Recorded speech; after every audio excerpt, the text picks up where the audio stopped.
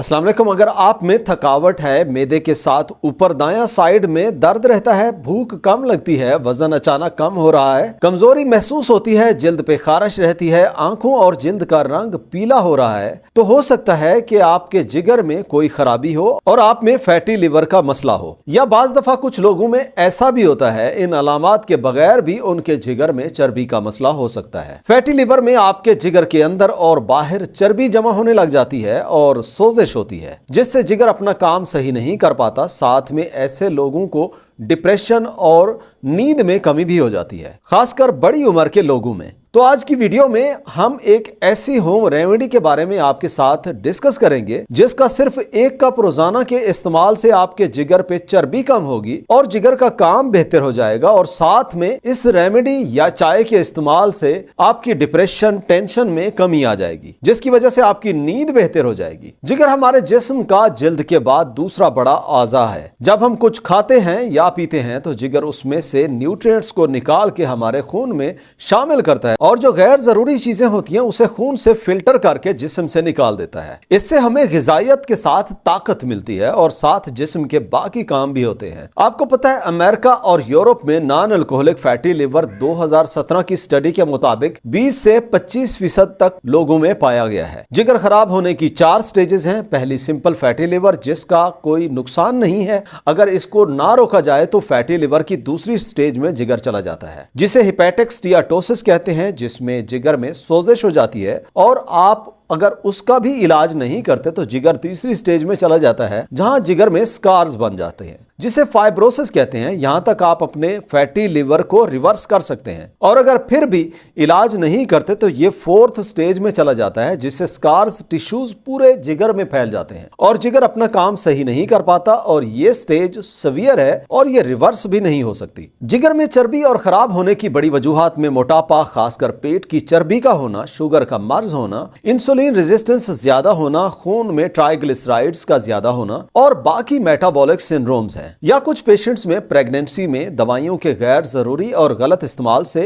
या hepatitis C की वजह से भी फैटी लिवर हो जाता है। अब बात करते हैं इलाज के बारे में, जिसे आपने अपने घर में बना के रोजाना अगर आप 1 कप इस्तेमाल करते हैं तो आपका फैटी लिवर का मसला भी हल होगा और नींद भी बेहतर हो जाएगी। इस इलाज में 4 चीजें इस्तेमाल करनी है। नंबर 1 पे कैमोमाइल टी है, जिसे बाबूना की चाय भी कहते हैं। यह आपको किसी भी फार्मेसी या जनरल स्टोर से आसानी से मिल जाएगी। इसके इस्तेमाल से आप हैरान कुन तरीके से अपने जिगर को साफ कर सकते हैं। यह जिगर में सोजिश को कम कर देती है और इसमें एंटीसेप्टिक खसूसियात हैं, जिससे यह हमारे जिगर के अलावा जिस्म को मुख्तलिफ तरह से फायदा देती है। यह हमारे जिगर को डिटॉक्सिफाई करने में मदद करती है। यह जिगर के एंजाइम्स, जिन्हें हम आम अल्फाज में जिगर की गर्मी कहते हैं, उसे कम कर देती है। आपका ALT और AST लेवल कम हो जाता है। इसके अलावा बाबूना की चाय पे कुछ लैब स्टडीज ऐसी भी हैं कि यह जिगर के कैंसर से भी बचाती है। इसमें मौजूद एंटीऑक्सीडेंट्स जिगर में ऑक्सीडेटिव स्ट्रेस को कम कर देते हैं। कैमोमाइल टी में एपिजेनिन होता है, जो दिमाग में कुछ रिसेप्टर से मिलके